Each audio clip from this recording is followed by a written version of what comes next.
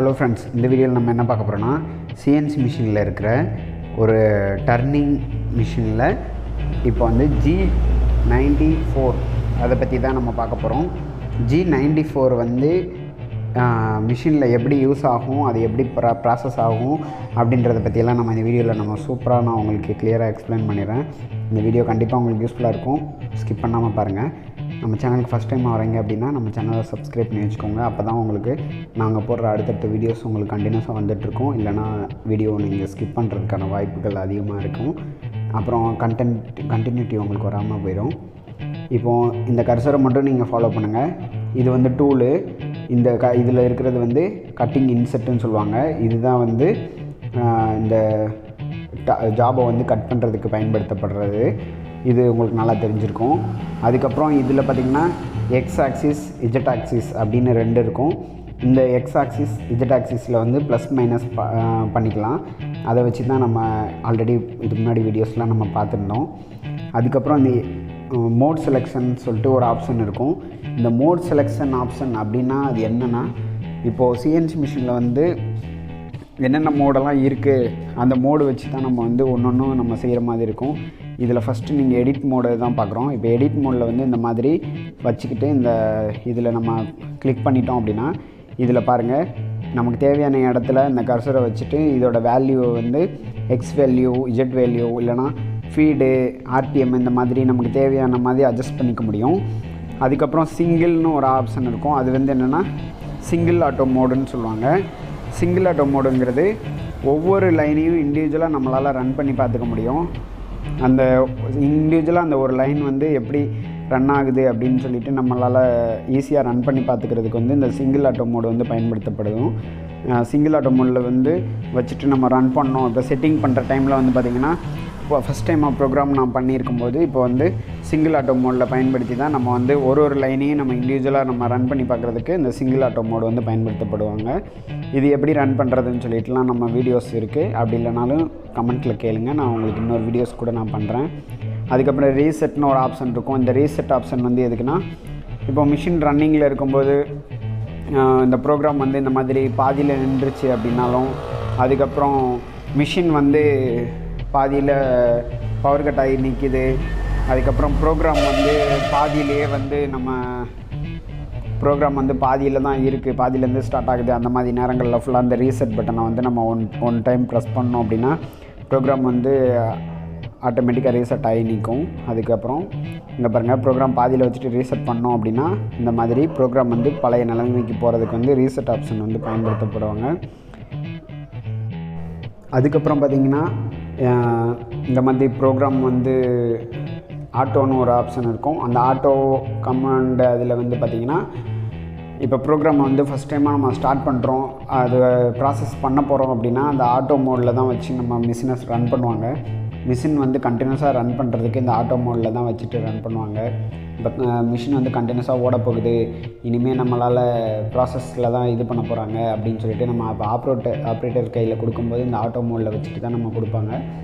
அதுக்கப்புறம் இந்த jack mode எதுக்கு யூஸ் ஆகுது அப்படின்னு பார்த்திங்கன்னா, ஜாக் மோடை வச்சுட்டு நம்ம ஆக்சிஸ் வந்து மூவ் பண்ணுறதுக்கு, இப்போ வந்து எக்ஸ் ஆக்சிஸ் இஜெட் ஆக்சிஸ் இந்த மாதிரி இதெல்லாம் நம்ம மேனுவலாக மூவ் பண்ணுறதுக்கு எல்லாத்துக்குமே இந்த ஜாக் மோடை பயன்படுத்தி தான் நம்ம மூவ் பண்ணுவாங்க.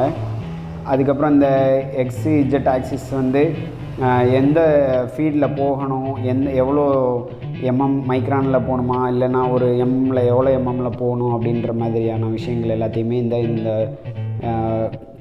இந்த பட்டனை கிளிக் பண்ணனா இதில் வந்து ஆப்ஷன்ஸ் வரும்.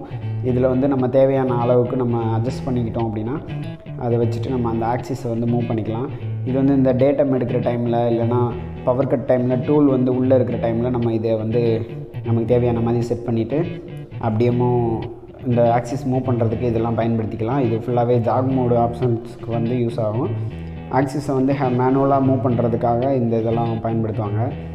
அதுக்கப்புறம் சிஎன்சி மிஷினில் இன்னொன்று பார்த்திங்கன்னா ரேப்பிட்னு ஒரு ஆப்ஷன் இருக்கும். இந்த ரேப்பிடுங்கிற ஆப்ஷன் வந்து எதுக்கு அப்படின்னா, இப்போது இந்த ஜாபுக்கும் இந்த டூலுக்கும் இடைப்பட்ட அந்த டிஸ்டன்ஸ் இருக்குது பார்த்திங்களா, இதை தான் ரேப்பிட் பொசிஷன் சொல்லுவாங்க. அதாவது ஜாபுக்கும் டூலுக்கும் இடைப்பட்ட இந்த காற்று இடைவெளி அந்த தூரத்தை தான் ரேப்பிட் பொசிஷன் சொல்லுவாங்க. இந்த ரேப்பிட் பொசிஷனில் வந்து பார்த்திங்கன்னா டூல் வந்து ஃப்ராக்ஷன் ஆஃப் செகண்டில் வேகமாக மூவ் ஆகும். இது டேட்டம்னு ஒன்று இருக்கும். டேட்டம்ன்ற ஆப்ஷன்ஸ் பார்த்திங்கன்னா இந்த ஜாபோட ஃபேஸ்லேருந்து இந்த டூலோட ஃபேஸ் எட்ஜ் வரைக்கும் கட்டிங் எட்ஜ் வரைக்கும் உள்ள டிஸ்டன்ஸ் வந்து ஜாமெண்ட்ரி வேல்யூ இருக்கும், மிஷின் ரீடிங் இருக்கும். அந்த இது எல்லாத்தையுமே கம்பைன் பண்ணி தான் இந்த டேட்டம்னு வரும். இப்போது இந்த மொத்த ஆப்ஷன்ஸையும் பார்த்துட்டோம் நம்ம. அதுக்கப்புறம் இந்த கண்ட்ரோல் சிஎன்சி கண்ட்ரோல்னு ஒரு இது இருக்கும். இதில் பார்த்திங்கன்னா ப்ளஸ் மைனஸ்னு ஒரு பட்டன் இருக்குது பாருங்கள். இது வந்து ஆக்சிஸ் ஜாக்கில் வச்சு யூஸ் பண்ணுறதுக்கு. அதுக்கப்புறம் சைக்கிள் ஸ்டார்ட், அதுக்கப்புறம் ஸ்பிண்டில் கிளாக் வைஸ் அப்படின்ற மாதிரியான விஷயங்கள்லாம் இருக்கும். இப்போது ஸ்பிண்டில் ஸ்டாப் பட்டன் வந்து நார்மலாக இப்போ ரொட்டேட் ஆகிற ஸ்பிண்டில் மட்டும் ஸ்டாப் பண்ணிக்கலாம். சைக்கிள் ஸ்டாப் பட்டன்றது இப்போ சைக்கிளை ஸ்டார்ட் பண்ணுறது, ஸ்டாப் பண்ணுறது அந்த மாதிரியான ஆக்டிவிட்டீஸ்க்கு வந்து இந்த பட்டன்ஸை யூஸ் பண்ணிக்கலாம். அதுக்கப்புறமா பார்த்திங்கன்னா கீழே ஃபீட் ரேட்டுன்னு இருக்கும், ஃபீட் ஓவர் ரேட்னு ஒரு பட்டன் இருக்குது பாருங்கள். ஸ்பிண்டில் ஸ்டாப்பு இதெல்லாமே நம்ம வந்து நார்மலாகவே நம்ம நிறைய இதில் பார்த்துட்டோம். எப்படி ஸ்டார்ட் பண்ணுறது, ஸ்பிண்டில் எப்படி ஸ்டாப் பண்ணுறது அப்படின்ற விஷயத்தெல்லாம் பார்த்தாச்சு. அதுக்கப்புறம் கீழே இருக்கிற அந்த ஓவர் ஃபீட் ரேட் அந்த பட்டன்லாம் பார்த்திங்கன்னா இப்போது இந்த கட்டை எடுக்கும்போது டூல் வந்து அதிகப்படியான லோட் ஆகுது, திணற மாதிரி இருக்கிற டைமில் வந்து இந்த ஃபீட் ரேட்டை வந்து கம்மி பண்ணுறதோ அதிகம் பண்ணுறதோ அந்த மாதிரியான விஷயங்கள் எல்லாத்தையுமே பண்ணி நம்ம வந்து ஃபீட் ரேட்டை வந்து கண்ட்ரோல் பண்ணி வச்சுக்க முடியும். அப்படி கண்ட்ரோல் பண்ணுறதுனால நமக்கு வந்து ஜாபோட ஃபினிஷிங் வந்து இன்க்ரீஸ் பண்ணலாம். இல்லைனா வைப்ரேஷன் அந்த மாதிரியான டைம்லலாம் ஃபீட் ரேட், ஆர்பிஎம் இதெல்லாமே நம்ம அட்ஜஸ்ட் பண்ணுற மாதிரி தான் இருக்கும். அப்படி நம்ம அட்ஜஸ்ட் பண்ணி நம்ம செட் பண்ணுறதுக்கு இந்த ஆப்ஷன்ஸ் எல்லாத்தையுமே நம்ம பயன்படுத்திக்கலாம். அதுக்கப்புறம் இந்த கண்ட்ரோல் டைப்பில் வந்து இதெல்லாமே இருக்குது. இது வந்து கண்ட்ரோல் டைப் ஃபுல்லாத்தையுமே இப்போ நம்ம பார்த்துட்டோம். அதுக்கப்புறம் இதில் பார்த்திங்கன்னா ஃபஸ்ட்டு வந்து ப்ரோக்ராமை பற்றி நம்ம இப்போ பார்ப்போம். ப்ரோக்ராமில் வந்து 007ன்றது இந்த ப்ரோக்ராம் நம்பரு, அப்புறம் M06ன்றது டூல் நம்பரு, டூல்ஸ் செலெக்ஷன், அதுக்கப்புறம் இந்த G0 Z2.0 X61 M3 அப்படிலாம் கொடுத்துருக்காங்க. இது ஃபுல்லாக பார்த்திங்கன்னா ரேப்பிட் பொசிஷன் நான் சொன்னேன் பார்த்திங்களா, அந்த ரேப்பிடில் வந்து மூவ் ஆகுறதுக்காக இந்த லைன் கொடுக்கும்போது நமக்கு வந்து ரேப்பிடில் டூல் வர்றதுக்காக பயன்படுத்தப்பட்டிருக்கும். இப்போ நம்ம இதில் கொடுக்குற இந்த X2. இந்த G94 X20 Z-2.5 அப்படிலாம் கொடுத்துருக்கோம். இதெல்லாம் என்ன அப்படின்றத புரிகிறதுக்கு இதுக்கு முன்னாடி நான் என்னோடய லாஸ்ட் வீடியோ நீங்கள் பார்த்தீங்கன்னா தான் உங்களுக்கு இந்த வீடியோ உங்களுக்கு புரிஞ்சிருக்கும். லாஸ்ட் வீடியோ வந்து போஸ்ட் பண்ணியிருக்கு, அது நீங்கள் பார்க்கலன்னா உங்களுக்கு வந்து டிஸ்கிரிப்ஷனில் லிங்க்கு கொடுக்குறேன், அதை பார்த்துக்கோங்க. அந்த கட்டிங் பாயிண்ட் வந்து எப்படி நம்ம எடுக்கணும் அப்படின்னு சொல்லிவிட்டு நான் ஆல்ரெடி ஒரு வீடியோஸ் வந்து போட்டிருக்கேன். அந்த வீடியோவை பாருங்கள், நான் லிங்க் வேணால் நான் டிஸ்கிரிப்ஷனில் வைக்கிறேன், பார்த்துக்கோங்க. இப்போது அந்த மாதிரி நம்ம கட்டிங் பாயிண்ட்டு ஃபுல்லாக நம்ம கண்டுபிடிச்சிட்டு எழுதியாச்சு. இப்போ நம்ம சைக்கிள் ஸ்டார்ட் பண்ணும்போது இந்த மாதிரி ப்ராசஸ் போயிட்டுருக்கு பாருங்கள். இந்த மாதிரி போகும்போது கட் ஆகுது, ஒன்றா கட் ஆகுது பாருங்கள். இப்போது இந்த மாதிரி ஒரே பொசிஷனை வந்து மறுபடி பண்ணுறதுக்காக பயன்படுத்தப்படுற கமெண்ட்டு பேர் தான் G94 கமெண்ட்டு.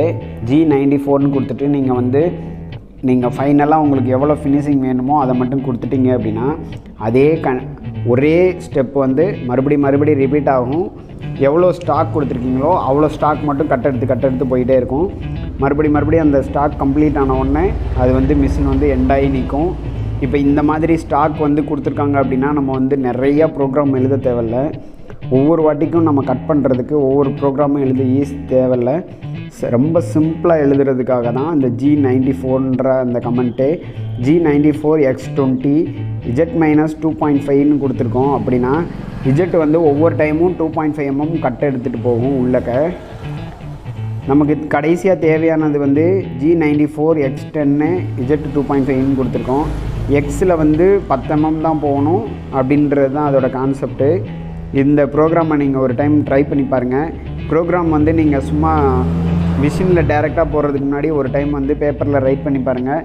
அது உங்களுக்கு கரெக்டாக இருக்கிற பட்சத்துலேயும் அதுக்கப்புறம் இந்த மாதிரி கம்ப்யூட்டரில் ஒரு டைம் கம்ப்ளீட் ப்ரோக்ராமை வந்து டைப் பண்ணி சிமுலேஷனில் செக் பண்ணி பாருங்கள்.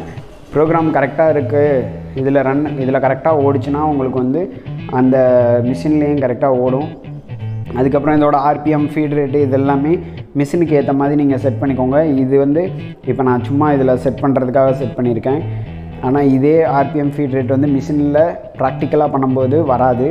அந்த டைமில் மிஷினில் ப்ராக்டிக்கலாக பண்ணும்போது எவ்வளோ ஃபீட் ரேட்டு இதெல்லாமே வந்து இன்செட்டோட டூல் லைஃபு, இன்செட்டோட இது ஸ்பிண்டிலோட ரிஜிட்னஸ்ஸு, ஃபிக்ஸரோட கெப்பாசிட்டி இது எல்லாத்தையுமே பொறுத்து இந்த ஃபீட் ரேட்டு ஆர்பிஎம் எல்லாமே சேஞ்சஸ் ஆகும். அந்த டைமில் எவ்வளோ வேணுன்றதை பார்த்து அட்ஜஸ்ட் பண்ணி செட்டிங்ஸ் பண்ணி ப்ரோக்ராம் பண்ணி மிஷினை ரன் பண்ணிக்கோங்க. இந்த வீடியோ பிடிச்சிருந்தால் லைக் பண்ணுங்கள், கமெண்ட் பண்ணுங்கள், ஷேர் பண்ணுங்கள். மறக்காமல் நம்ம சேனலை சப்ஸ்கிரைப் பண்ணி வச்சுக்கோங்க. அடுத்தடுத்த வீடியோக்கு நம்ம சேனலை ஃபாலோ பண்ணிக்கோங்க. தேங்க்யூ.